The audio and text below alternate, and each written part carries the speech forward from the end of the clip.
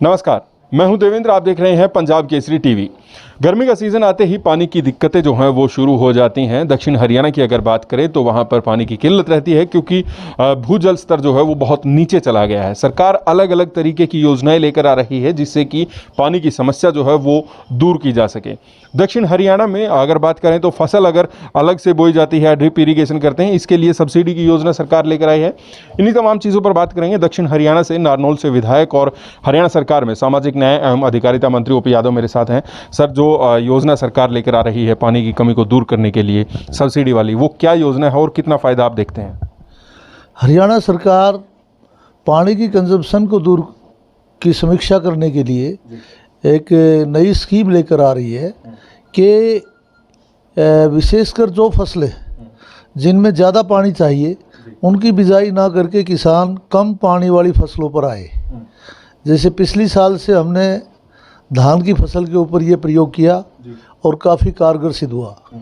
लाखों एकड़ की तादाद में धान की बिजाई नहीं हुई और उसकी जगह अल्टरनेटिव फसल की बिजाई हुई, बहुत पानी बचा। इस बार हम एक और योजना ला रहे हैं फसल विविधीकरण के तहत कि जिस एरिया में, विशेषकर हमारे एरिया में जहाँ बाजरा की फसल ज़्यादा होती है, तो हम चाहते हैं कि हमारा किसान वहाँ दलहनी फसलों पर आए।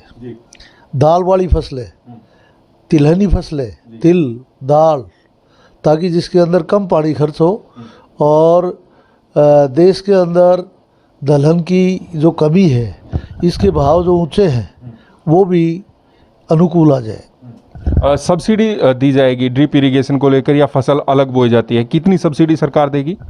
किसान को ड्रिप इरिगेशन और स्प्रिंकलर सेट पर 80% सब्सिडी सरकार दे रही है और ये जारी रहेगी ताकि लोग खुला पानी देने की बजाय ड्रिप और स्प्रिंकलर पर आएँ ताकि पानी बच सके। और फसल अगर अलग बोते हैं उस पर भी कोई सब्सिडी है या किसी तरीके का? जैसे अगर धान नहीं बोते हैं तो 7,000 रुपये पिछली बार कहा गया था, किसी तरीके का प्रोत्साहन राशि जो है वो किसानों को? इसी प्रकार से जैसे हमने धान में किया था, इस बार बाजरे की जगह जो किसान दलहनी फसलों पर आएगा, मूंग बोएगा, उसको हम कुछ प्रोत्साहन राशि देंगे।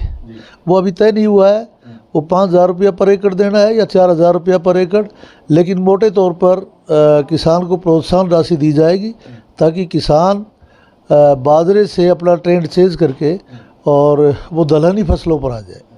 एक नहरी पानी की खासी जो है महत्वता आपके एरिया में रहती है। नहरी पानी सुचारू रूप से पहुंचे, इसके लिए क्या व्यवस्था, क्या योजना सरकार की है और कैसे काम हो रहा है? हमारे दक्षिणी हरियाणा में नहरों के अंदर पानी सन 2014 तक नहीं गया था। सन 2014 के बाद जब से हमारी सरकार आई, माननीय मनोहर लाल जी के नेतृत्व में, हमने आज जिला महेंद्रगढ़ की सभी नहरें टेल की हैं। पिछले 2 साल से हो रही हैं और हर क्षेत्र में जहां हमारी नहरें थी वहां तक हमने पानी पहुंचाने का प्रयास किया है।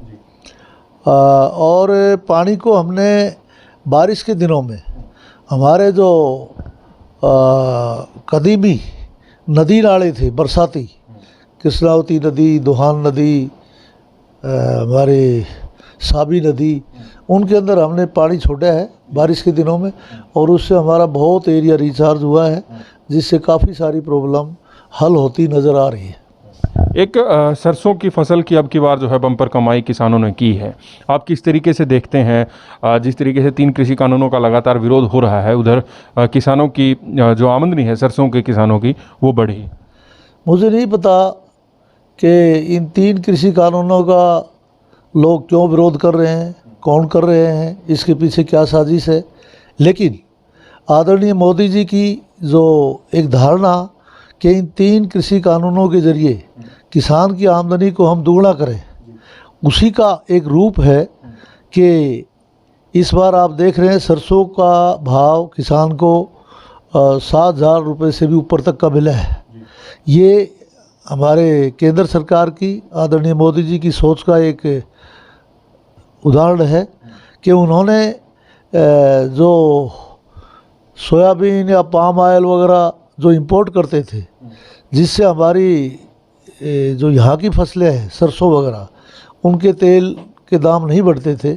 किसान को लाभ पहुँचाने के लिए आदरणीय मोदी जी ने ऐसा किया, हमारी सरकार ने ऐसा किया, और ये उसी का नतीजा है कि आज सरसों जिस एरिया में बोई जाती है वो किसान अपने आप को मालामाल महसूस कर रहा है। एक आपके डिपार्टमेंट से जुड़ी बात है, कैंसर पीड़ितों के लिए, टीबी के पीड़ितों के लिए जो है पेंशन आप शुरू करने वाले थे, कहाँ तक वो बात पहुँची?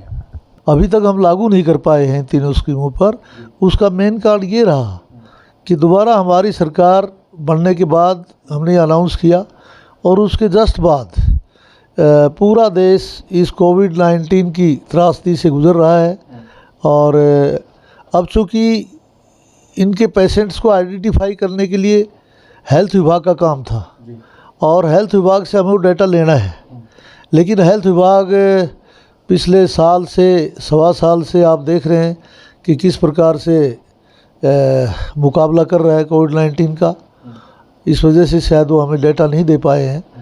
जैसे हमारे पास डाटा आएगा, सरकार इन तीनों कैटेगरीज पर पेंशन लागू करेगी। जी, बहुत बहुत शुक्रिया। तो सामाजिक न्याय एवं अधिकारिता मंत्री ओपी यादव मेरे साथ थे, और उन्होंने दक्षिण हरियाणा में पानी की जो किल्लत रहती है उसको लेकर, सरसों की बम्पर कमाई को लेकर, और इनके डिपार्टमेंट से जुड़ी जो पेंशन दी जानी है कुछ मरीजों को, उसको लेकर बात की। मैं हूं देवेंद्र, देखते रहिए पंजाब केसरी टीवी। नमस्कार।